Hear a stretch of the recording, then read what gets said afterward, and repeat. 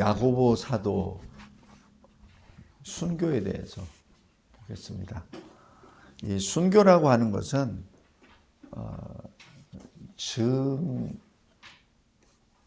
증인으로 선다는 얘기입니다.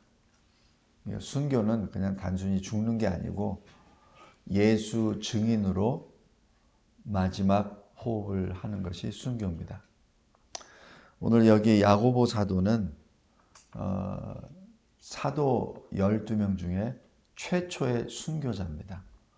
그래서 이 사도들 가운데 끝까지 살아서 하나님의 말씀을 기록한 사람은 딱 한 사람입니다. 요한 사도입니다. 요한 사도는 순교를 안 당해요. 그래서 요한 사도는 실질적으로는 순교 당하는 건 마찬가지죠. 반모섬에 거기서 죄수로 남죠. 그 반모섬은 살아서 못 나오는 곳입니다. 그래서 실은 순교예요. 근데 반모섬에서 주님이 계시를 주시죠. 그래서 그 계시를 보고 기록한 것이 요한계시록입니다. 그래서 요한계시록은 우리가 얼마 안 있으면 직면하고, 그리고 실은 지금도 진행 중에 있습니다. 있는 내용이 요한계시록입니다. 그래서 제가 설교 중에 요한계시록 내용을 자주 인용하는 이유가 거기에 있습니다. 야고보 사도는 어부 아버지 밑에서 그래도 어부 역할을 잘 했었던, 그래서 풍요로운 사람이에요. 그래서 야고보와 요한은 형제지간이죠. 그래서 주 예수께서 아버지와 같이 이 어부 하고 있는 두 사람을 불러요. 그 사람이 야고보와 요한입니다. 그리고 이 예수님이 12제자 중에 3사람은 굉장히 가깝게 부르세요. 베드로, 야고보, 요한입니다. 3사람. 그래서 이 3사람은 변화산에서 예수님이 원래 모습대로 영광의 모습으로 바뀔 때 그 현장에 있던 사람입니다. 또 야이로의 딸 12살 어린 딸이 죽었을 때 예수님이 야이로가 딸이 누워있는 침상 그 방으로 들어갈 때 다른 제자들은 들어오지 말라 그래요. 3사람만 들어오게 합니다. 그 3사람이 베드로, 야고보, 요한입니다. 그래서 그 자리에서 달리다 굼!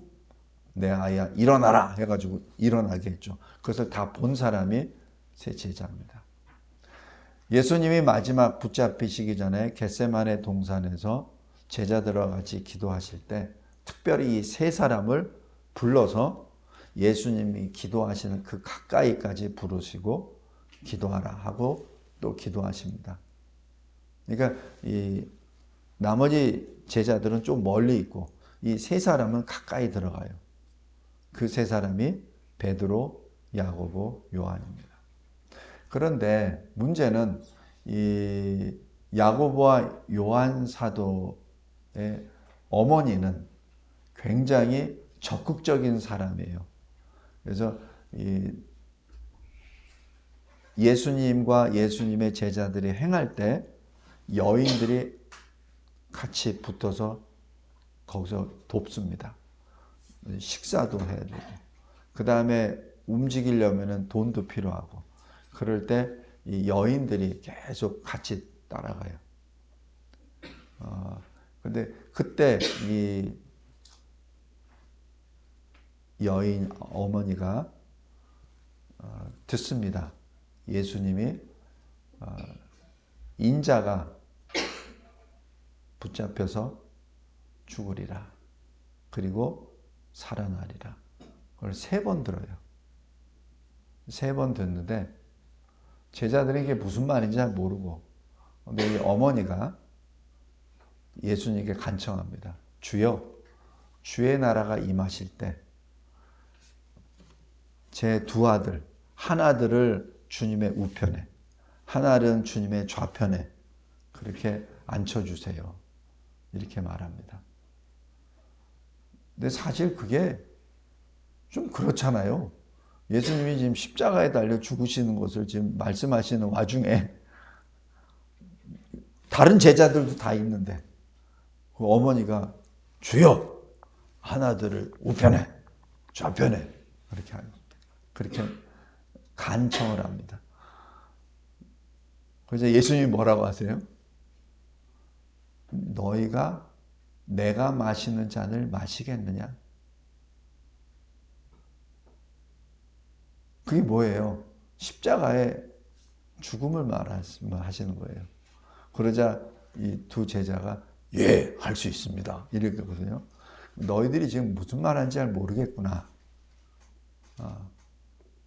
그러면서 하시는 말씀이 내 좌편이나 우편이나 그것은 내가 정하는 것이 아니야. 아버지께서 하시는 것이고 너희들이 그렇게 말했으니 너희들이 마시리라. 마시리라. 이게 뭐예요? 그래서 최초 순교자가 야고보입니다. 최초 순교자가 야고보입니다. 주님한테 기도하는 거 반드시 이루어집니다. 그래서 서원은 함부로 하는 거 아니에요. 서원을 했으면 반드시 지켜야 됩니다. 반드시 지켜야 됩니다. 서원은 했으면은 내가 아무런 그게 없다 하더라도 그대로 이루어집니다. 그 증거가 야고보 사도의 순교입니다. 그런데 왜 헤롯이 야고보를 죽였을까요? 헤롯은 거기에 왕입니다. 그 당시 그 지역에. 근데 오순절 성령 강림 사도행전 2장을 통해서 3,000명이나 회개하고 세례를 받잖아요. 그리고 유대인들이 가만히 보니까 유대인들이 시기가 나가지고 사도들을 붙잡아서 때리기도 하고 못하기도 하는데 오히려 5,000명이나 되고 오히려 막 더 성도들이 모여서 기도하고 이 기도할 때 뭐 땅이 흔들흔들거리고 막 이러거든요. 이 왕이기 때문에 보고를 다 받잖아요. 다 받잖아요. 그거를 다 봅니다. 그리고 또 이 헤롯은 더더욱이나 예수님이 십자가에 달려 죽으시고 마태복음 마지막 이 부활하실 때 기록이 다 나와요. 무덤이 열리고 거기서 죽은 자들이 살아나서 예루살렘으로 들어옵니다. 그에게는 증인들이 다 있다는 얘기예요.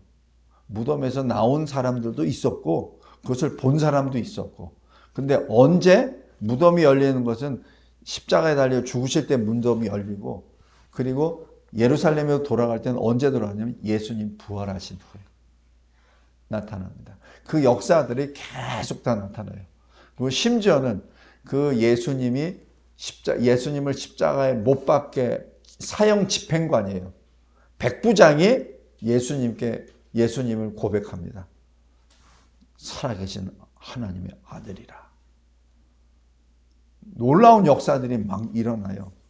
그러니까 이 거짓말로 막 덮으려고 해도 덮을 수가 없는 거예요. 그죠? 근데 우리나라는 거짓말로 덮으면 다 덮어지죠.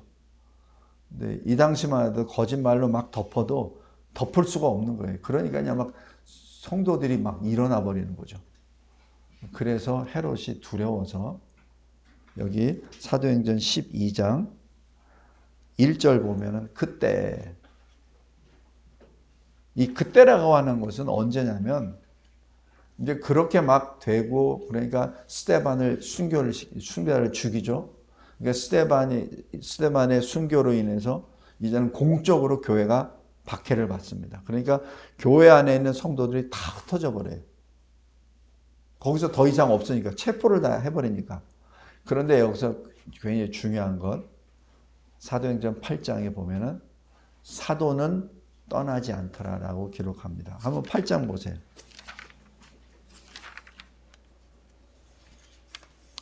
사도행전 8장 1절 보세요. 사울은 그가 스데반이 죽임당함을 마땅히 여기더라. 그날에 예루살렘에 있는 교회에 큰 박해가 있어 다 유대와 사마리아 모든 땅으로 흩어지니라 라고 하는데, 여기에 제외되는 사항, 인원들이 있습니다. 누구예요? 사도. 사도들은 그대로 남습니다. 왜 그대로 남았겠습니까? 사도들은 누구예요? 예수님이 붙잡혔을 때 도망갔던 사람들이에요. 그죠? 그러기에 이 사도들은 더 이상 도망가지 않습니다. 성도들은 다 보내요. 빨리 가라. 붙잡히기 전에 빨리 가라. 그래서 흩어집니다. 그래서 흩어진 성도들이 예수를 전합니다. 그 예수를 전한 일부가 안디옥에서 전하고 안디옥 교회가 세워집니다. 그때 사울이 회심을 하고 바울로 되고, 바나바와 바울이 안디옥에서 1년간 제자들을 가르침으로 안디옥 교회가 세워지고, 그 안디옥 교회를 통해서 세계 선교가 시작이 됩니다. 이제 그런 이 엄청난 이 핵폭발과 같은 복음의 역사가 일어날 때, 그때예요. 여기 12장 1절. 그때 이것을 잠재우기 위해서 헤롯 왕이 손을 들어, 여기 손을 든다는 얘기는 교회를 대적한다는 사인입니다. 교회를 대적하여 교회 중에서 몇 사람을 죽이려 하매, 이럽니다. 그래서 그 중에 첫 번째가 야고보입니다. 야고보를 칼로 죽입니다. 그래서 모든 사람이 보는 앞에서 칼로 죽이죠. 어떻게 죽인지는 잘 모르겠는데 영화상에서 보면은 헤롯이 직접 죽입니다. 성도 여러분, 여기 요 내용이 설교약에 쭉 다 돼 있어요. 그러니까 이건 좀 읽어보세요.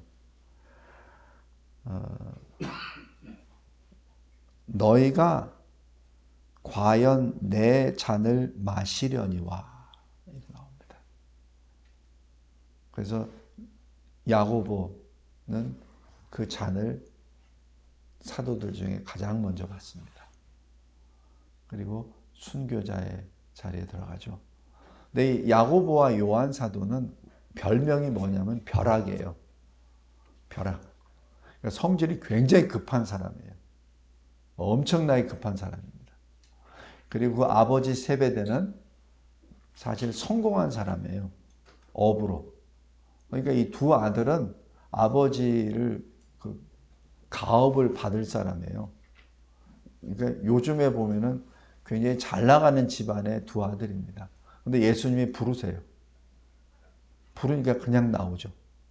그리고 어머니가 예수를 쫓아다니면서 그것을 다 또 후원을 합니다. 여기 누가복음 보세요. 누가복음.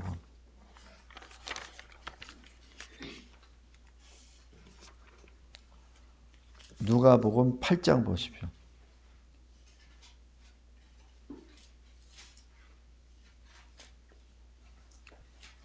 누가복음 8장 1절, 2절, 3절입니다. 제가 읽을게요. 그 후에 예수께서 각 성과 마을에 두루 다니시며 하나님의 나라를 선포하시며 그 복음을 전하실새 12 제자가 함께 하였고, 또한 악귀를 쫓아내심과 병 고침을 받은 어떤 여자들 곧 7 귀신이 나간 자 막달라인이라는 마리아와 헤롯의 청지기 구사의 아내 요한나와 수산나와 다른 여러 여자가 함께하여 자기들의 소유로 그들을 섬기더라. 그래서 예수님이 가는 곳마다 3년 동안 이 여인들이 항상 같이 동행하며 예수와 제자들을 돕습니다. 그러니까 이 우리나라 초대교회도 그렇지만 지금도 마찬가지지만 교회 내에 여자 성도들의 역할이 굉장히 큽니다. 사실 죄송합니다. 남자 성도들은, 저도 남자이기 때문에 그런데 약해요. 왜냐하면 이게 자기 가족들을 먹여 살려야 된다는 그런 짐이 있잖아요. 또 그리고 남자들이 영적으로 좀 약해. 그래서 예수님을 믿으면은 예수님께 탁 붙어서 순종하기보다는 한 발은 이쪽에다 대고 한 발은 예수 쪽에다 대고 이러면서 이렇게 눈치 보면서 간다고. 그게 남자들의, 제가 남자이기 때문에 그래요. 남자들의 그 아주 그 못된 성품입니다. 그 연약한 성품이에요. 이것도 보고 저것도 보고. 그게 다가 그렇다는 얘기는 아니고 일반적으로 봤을 때 제가 전에도 몇 번 말씀드렸죠. 제가 선교지에 나가서 이렇게 보면은 한 100명이 모여요.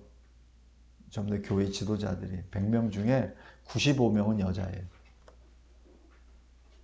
그리고 남자는 한 5명 미만. 제가 강의할 때도 보면은 특히 중국 보면 굉장히 많이 모여요. 이 가정교회, 지하교회 성도들 그때 그 당시만 해도 한 20년 전부터 되니까 앞에 그냥 빽빽이 여자들이 쫙 앉아 있습니다. 다 목사들이에요. 목사라고는 얘기는 안 하는데 다 교회 지도자들입니다. 교회 세운 사람들이에요. 저 구석에 띄엄띄엄 남자들이 있어요. 제가 강의할 때 이렇게 저도 남자이기 때문에 남자들 보거든요. 개슴츠레한 눈으로 졸고 있거나 아니면 딴일하거나 그럽니다. 그런데 앞에 있는 이게 여자 지도자들은 눈에 불이 나요. 하나라도 놓칠까봐 계속 적습니다. 그리고 제가 멀리 가면은 아멘, 아멘 합니다. 저 강의할 때 똑같이 해요. 이 톤으로. 큰 소리도 안 해요. 이 톤으로. 가끔가다 큰 소리 하지만 이 톤으로 합니다. 근데 아멘 소리가 워낙 크니까 왜냐면 감동받으면 그냥 막 적으면서 아멘, 아멘 그런다고요. 저쪽에서 막 일어나기도 하고. 누가? 여자 성도들. 남자들은 저쪽에 앉아가지고 몇 명 되지도 않는데 그렇습니다. 여기 누가복음 8장에 이 여인들이 예수님을 따라다니며 예수님을 계속해서 뒤에서 계속 동행합니다.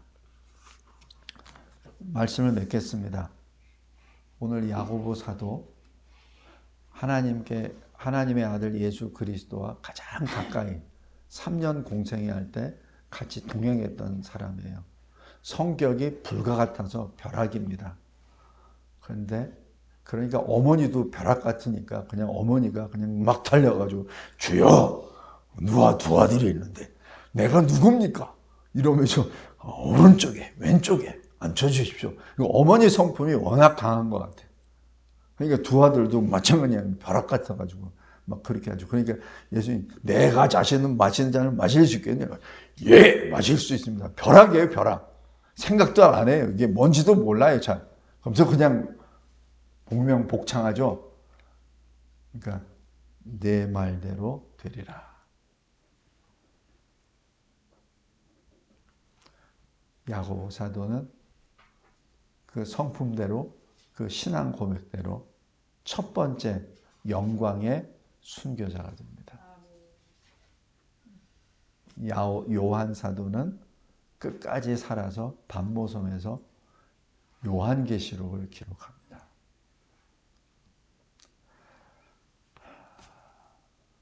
말씀을 맺겠습니다. 순교, 증인입니다. 이 마지막 시대에는 예수의 증인을 요구하십니다. 그것이 계시록 11장입니다. 기도하겠습니다. 하나님 감사하고 감사합니다. 하나님께서 저희들에게 증인된 사명을 주심에 감사합니다. 야고보 사도의 순교 현장을 봅니다. 감사합니다. 그 젊은 나이에 많은 일을 할 수도 있고 또 교회도 세울 수 있고 그 성품상 진정으로 선교도 크게 할 수 있었던 야고보 사도지만 하나님께서는 그를 제1번 순교자의 반열에 세우셨습니다. 그 영광의 잔을 마셨습니다. 세상 사람들이 보기에는 저주의 십자가 잔이었습니다. 그러나 하나님은 저주의 잔을 영광의 잔으로 바꿔 주셨습니다. 마치 저주의 십자가를 영광의 십자가로, 부활의 십자가로 만드신 주님의 그 권능을 보옵나이다. 감사합니다. 예수 그리스도의 이름으로 기도드리옵나이다. 아멘.